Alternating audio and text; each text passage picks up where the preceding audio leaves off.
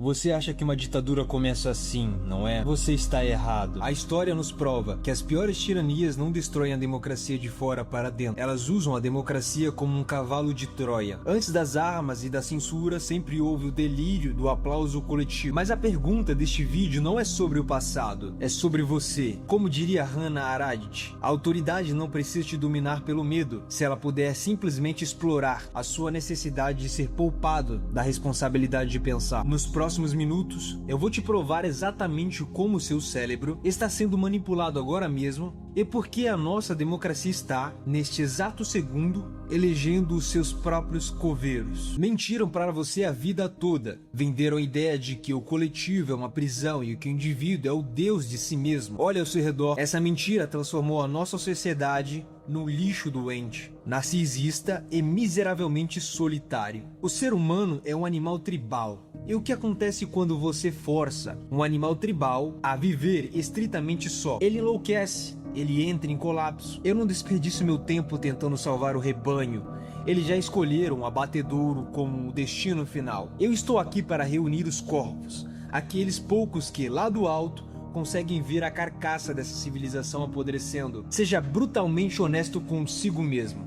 Se você estivesse lá, naquele momento, esmagado pela fome e pela humilhação, você teria visto o abismo ou teria implorado para trocar a angústia da sua liberdade por qualquer migalha de segurança? O monstro não é o homem no palanque. O monstro é o seu desespero silencioso implorando por alguém que te ordene o que fazer. O triunfo da democracia moderna. O ápice do individualismo. Você trabalha, você consome e você tem a ilusão patética de que o mundo ao seu redor é ético, livre e civilizado. Você bate no peito para defender a sua liberdade, mas a sua liberdade tem um preço. E adivinha, não é você quem está pagando por ela. O livre mercado que a sua democracia tanto venera é apenas uma ditadura higienizada.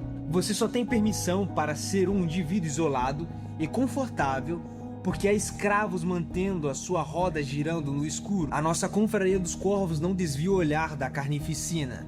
Deixe-me te mostrar a verdadeira fundação do seu estilo de vida. A bateria do seu smartphone, onde você vomita suas opiniões individuais, é feita de cobalto.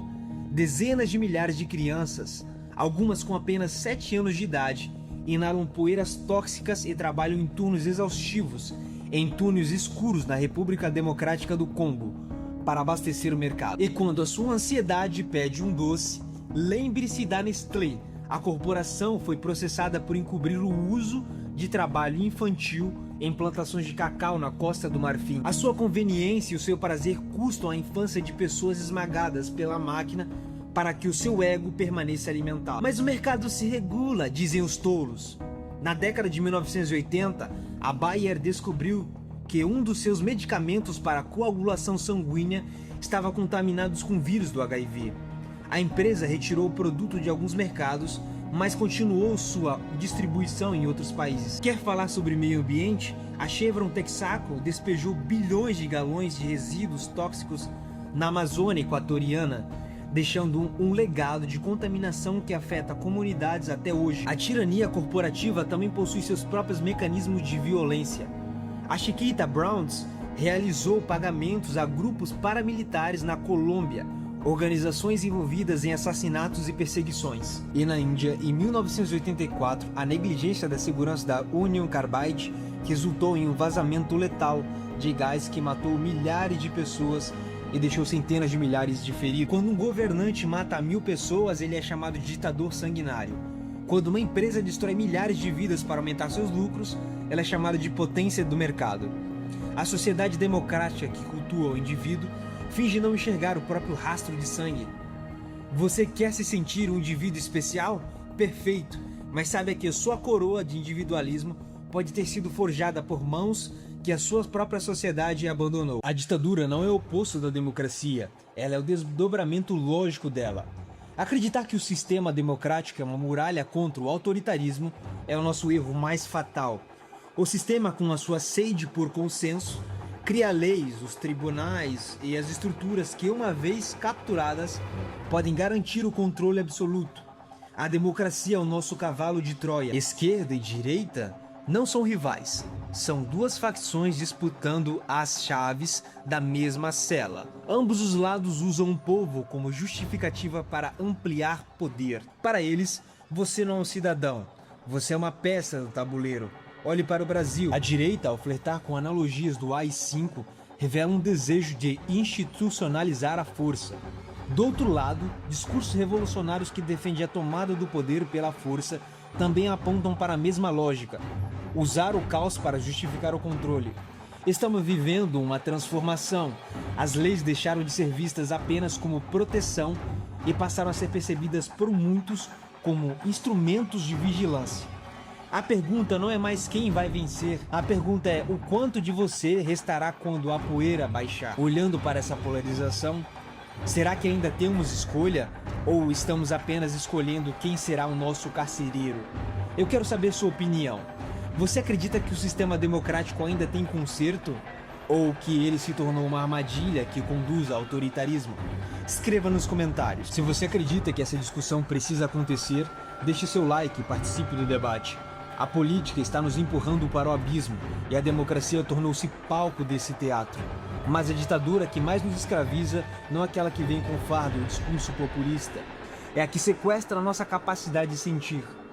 É sobre essa forma de opressão que escrevi Ame Antes que Esteja Morto. Enquanto o sistema disputa o seu voto, o livro mergulha naquilo que realmente tentam controlar: a sua alma. Eu não ofereço curas falsas nem o conforto de autoajuda. Eu confronto estruturas familiares, religiosas e afetivas que usam amor, culpa e medo para moldar quem você é. Se você sente que foi aprisionado por essas narrativas, talvez o livro funcione como um espelho. Descubra quem você é antes que o sistema termine de decidir quem você deve ser. Se a democracia é o cavalo de Troia, a ditadura é a cidade finalmente conquistada. Fomos ensinados a ver a democracia e a ditadura como inimigas mortais. Mas ambas exigem algo semelhante: a transferência de poder para uma estrutura maior que um indivíduo. O Estado, democrático ou autoritário, precisa do medo para funcionar. Na democracia, o medo é do inimigo político. Na ditadura, o medo é da perda da ordem. Mude os rótulos, mas mantenha a lógica. Segurança em troca de obediência. Olhe para a Alemanha de 1933. Olhe para o Chile de 1973. O caminho para o autoritarismo foi pavimentado por crises, promessas de ordens e concentração de poder. Quando as instituições deixaram de ser úteis para conter conflitos, elas podem ser transformadas em instrumento de domínio. A ditadura não surge do nada. Ela nasce de estruturas já existentes. O sistema, independentemente do regime, não quer indivíduos autônomos. Ele quer partidários, números, bandeiras, pessoas dispostas a defender causas que nem sempre compreendem. Se o sistema é o mesmo, a resistência não pode ser apenas política. Você não derrota o sistema apenas votando ou protestando. Você começa a derrotá-lo quando decide pensar por conta própria. Você decide não ser exatamente aquilo que esperam que você seja. O mais aterrorizante de tudo não é que a democracia possa se transformar em ditadura. O mais assustador é que os arquitetos desse sistema sabiam disso o tempo todo. Eles nunca nos avisaram, porque o controle exige que a vítima acredite que é, na verdade, a dona do jogo. Desde Platão em A República, a linhagem do pensamento político já nos entregava o mapa da nossa própria queda. Platão foi cirúrgico. Ele provou que a democracia é o penúltimo estágio da decadência. Ele viu a liberdade virar libertinagem, o cidadão perder o critério no desespero pelo caos e entregar a chave da cidade para o primeiro demagogo que prometesse a ordem. Ele previu a sequência exata: democracia, demagogia, tirania. A nossa história moderna não é uma surpresa, é apenas a execução de um roteiro que foi escrito há mais de 2000 anos. Enquanto Platão nos alertava sobre o tirano, Tocqueville nos mostrou que a ditadura não precisaria de um rei, bastaria a tirania da maioria, onde o conformismo democrático silencia o desistente melhor do que qualquer farda. John Stuart Mill avisou que a pressão social seria a censura mais eficaz. Nietzsche diagnosticou que a democracia nivelaria o espírito humano por baixo, transformando todos em animais de rebanho, prontos para serem guiados.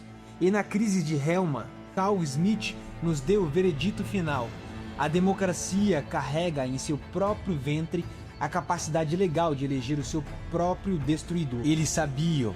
Ortega y Gasset viu a rebelião das massas, desprezando a tradição e o conhecimento, abrindo flanco para o populismo que hoje devora o Brasil. O nosso sistema não falhou. Ele foi desenhado para ser esse carrossel que, quanto mais gira, mais nos deixa tonto, dispostos a aceitar qualquer autoridade que prometa estabilidade. Vamos ser honestos, o nosso sistema é horrível. Ele é uma engrenagem que se alimenta da sua energia vital, do seu medo e da sua ilusão de escolha. Ele não quer cidadãos críticos, ele quer consumidores de ideologias. Ele não busca a verdade, ele busca o consenso que mantém a máquina funcionando. E quando a máquina começa a engasgar, como acontece agora, ele não se reforma, ele se torna mais autoritário. Você acha que está escolhendo entre esquerda ou direita? Você está apenas escolhendo a cor da bandeira que vai tremular sobre a sua cela. A democracia não é o remédio para o autoritarismo. Ela é a anestesia que nos impede de ver que o bisturi está cortando a nossa liberdade. Chegamos ao fim da ilusão. A democracia te vendeu o voto como o exercício da sua liberdade, mas o voto é inútil. É apenas a contagem dos grilhões que você aceitou carregar. Eles te prometeram casas, carros, o brilho do consumo, mas como dizia o sábio, vaidade das vaidades, tudo é vaidade. O sistema te oferece o brilho exterior para que você não perceba que, por dentro, você está sendo devorado pela burocracia do Estado e pela ganância de corporações como a Nestlé e a Chevron, que pavimentam o seu conforto com o sangue de crianças e a destruição de ecossistemas. Você não está votando por mudanças, você está sendo a bateria que mantém o sistema ligado. Se existe uma saída, ela não é individual. A maior mentira que te contaram foi que o seu sucesso depende de pisar no outro para subir na hierarquia. Essa é a armadilha do rebanho. Acreditar que você é um indivíduo especial enquanto é apenas um consumidor de ideologia. Você não precisa ser uma engrenagem. A partir de hoje, você não é mais um espectador.